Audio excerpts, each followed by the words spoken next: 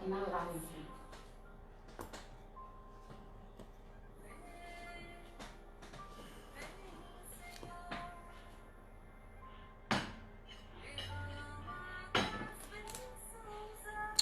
Oi, Tiago. Boa noite, Tiago. Seja bem-vindo.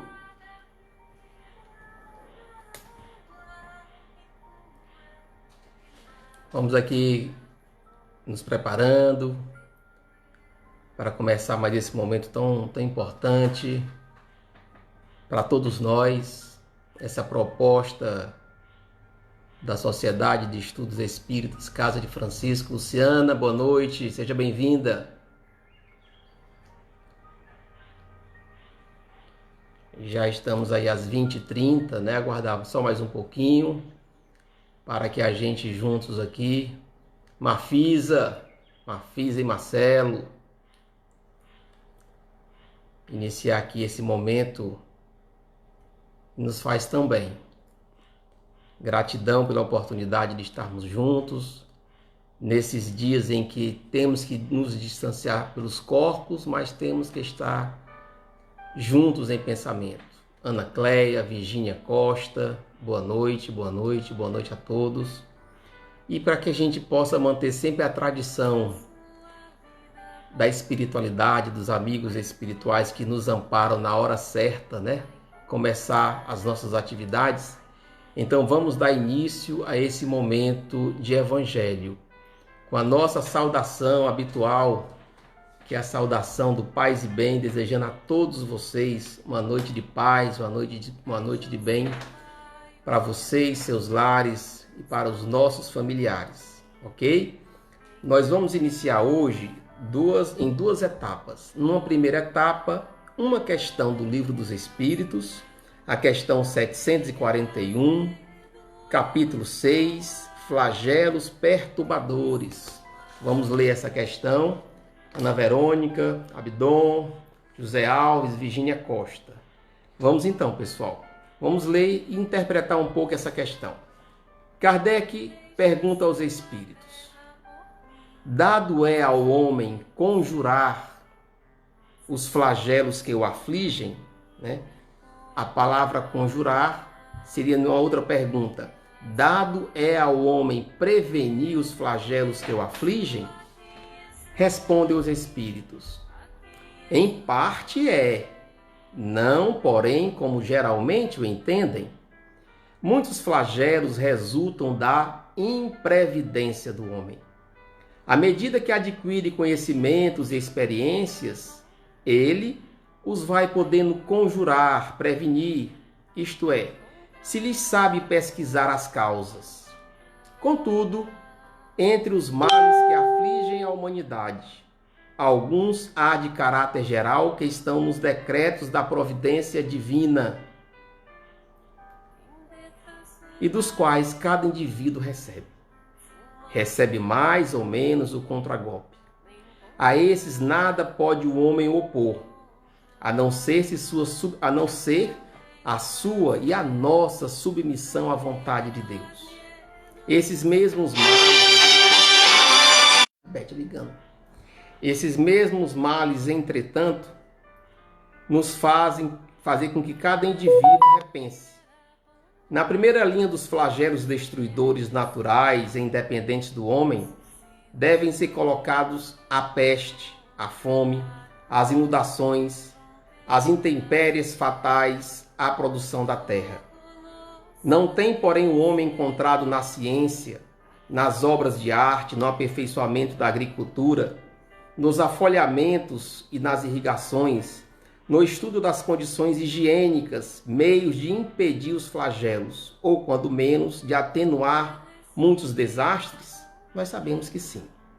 Certas regiões, outrora, assoladas por terríveis flagelos, não estão hoje preservadas desses flagelos? Que não fará, portanto, o homem pelo seu bem-estar material, quando souber aproveitar-se de todos os recursos da sua inteligência e quando aos cuidados da sua conservação pessoal souber aliar o sentimento de verdadeira caridade para com seus semelhantes? Olha os espíritos nos falando da importância de aliar o conhecimento, no caso a ciência, com a religiosidade, vamos dizer assim, no tocante ao sentimento. Neste momento em que o planeta passa por este flagelo, por essa pandemia, que assola a todos, que todos os seres humanos são elegíveis em algum momento entrar de encontro com esse vírus, vem todo um pensamento que nós podemos levar em conta. Os laboratórios de medicina, de biologia molecular estão debruçados buscando uma saída para todos nós. Mas cada vez mais a vontade de Deus vem fazer-nos um convite para que possamos alinhar o nosso conhecimento ao nosso coração. Então, essa questão falada agora a 741, pode sim, podemos prevenir e muito os flagelos. Não como nós queremos, mas podemos. E à medida que nós melhorarmos moralmente, poderemos muito mais. Passamos então agora para a leitura do Evangelho. O Evangelho de hoje é o Evangelho bem-aventurados pobres de espíritos. Bem-aventurados os humildes, os pobres de espíritos. Capítulo 7. Item 13. Missão do homem inteligência na terra. Olha que interessante. Como que um homem inteligente pode ser humilde? Aliás, um homem inteligente, se ele é realmente inteligente, ele é humilde. Vamos ler o que nos fala o Espírito Ferdinando. Nos diz o seguinte: não vos orgulheis do que sabeis, porque esse saber tem limites bem estreitos no mundo em que habitais. Mas suponho que sejais uma dessas sumidades inteligentes desse globo, e não tendes nenhum direito para disso vos envaideceis. Muitas vezes não é o que vemos. Vemos os títulos, as nobrezas, distanciando o homem da humildade, distanciando o homem do acolhimento, distanciando o homem de acolher o seu irmão tão necessitado.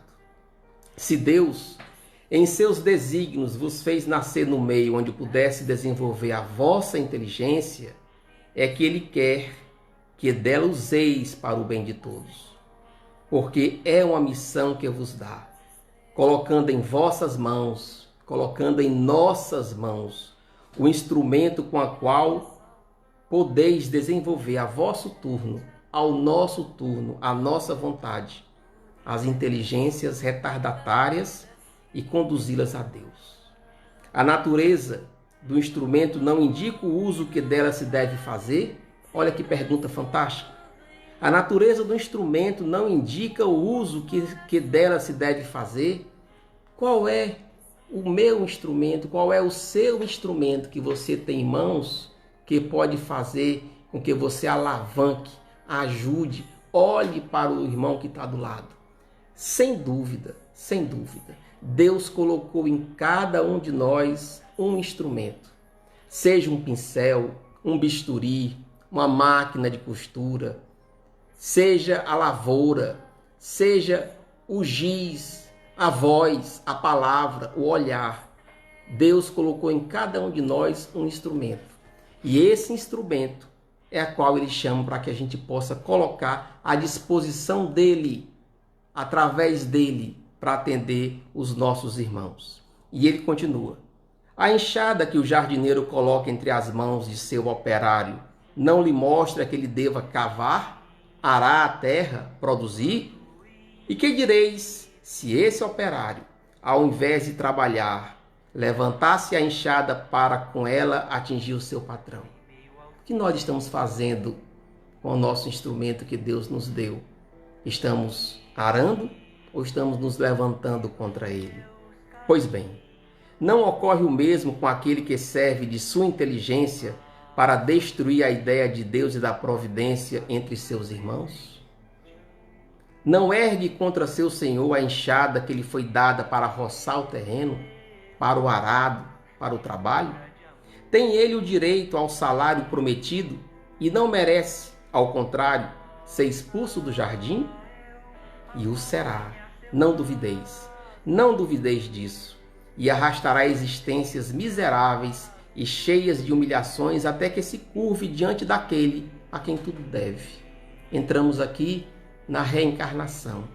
Quantos e quantos de nós, usando de maneira errônea, com falta de habilidade, com falta de humildade, e aí voltamos para o Evangelho, de forma errada, o nosso instrumento em vidas passadas, e vemos voltando em condições difíceis para nos curvarmos a Deus e a sua vontade.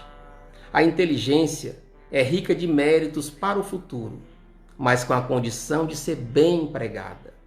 Se todos os homens dotados se servissem dela segundo os desígnios de Deus, imaginasse se Deus me permitiu essa condição, se Deus me permitiu essa aptidão, se Deus me concedeu chegar aonde cheguei, por que eu não trabalhar um pouco pelo meu irmão que não conseguiu as mesmas condições? Enfim, a humanidade poderia avançar muito mais. Infelizmente, muitos fazem dela um instrumento de orgulho e de perdição para si mesmos. E aí nos vem, abate sobre todos nós, neste momento, essa pandemia. Muitos irão repensar em muitos caminhos a seguir.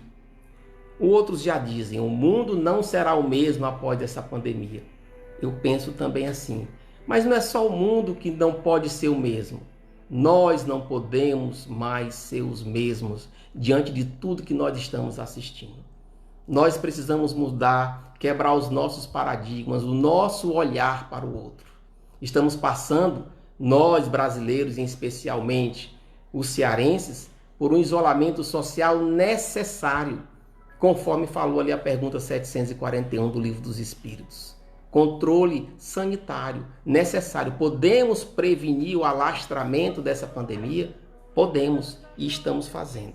Assim, o homem abusa da inteligência como de todas as outras faculdades. E, entretanto, não lhe faltam lições. Olha o Evangelho aqui falando para nós. Não nos faltam lições para nos advertir de que uma poderosa mão pode lhe retirar aquilo que ela mesma lhe deu. Há dúvidas nisso? Certamente que não. Que nós possamos nos voltar para Deus, nosso Criador. Porque tudo vem de Deus, tudo volta para Deus. Que nessa noite, que nesse momento final do nosso Evangelho, nós possamos elevar o nosso pensamento a Deus e orar por todos os profissionais de saúde que neste momento em todo o mundo estão voltados para os nossos irmãos que estão nos hospitais. Que Jesus permita que todos os espíritos voltados para a saúde, os médicos, os enfermeiros, possam auxiliar os nossos irmãos que lutam pela vida, que estão se restabelecendo e aqueles que estão nas unidades de terapia intensiva. Esse é o nosso pensamento, porque hoje nós estamos aqui unidos em prece.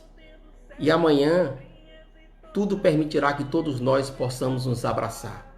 Que Jesus nos guarde na sua graça, nos proteja, ilumine a todos nós. Obrigado a cada um de vocês que participou desse momento tão bom, tão divino. Encham seus corações de paz. E lembre-se de fazer aquela pergunta. O que eu estou fazendo do instrumento que Deus me concedeu? Muita paz. Paz e bem.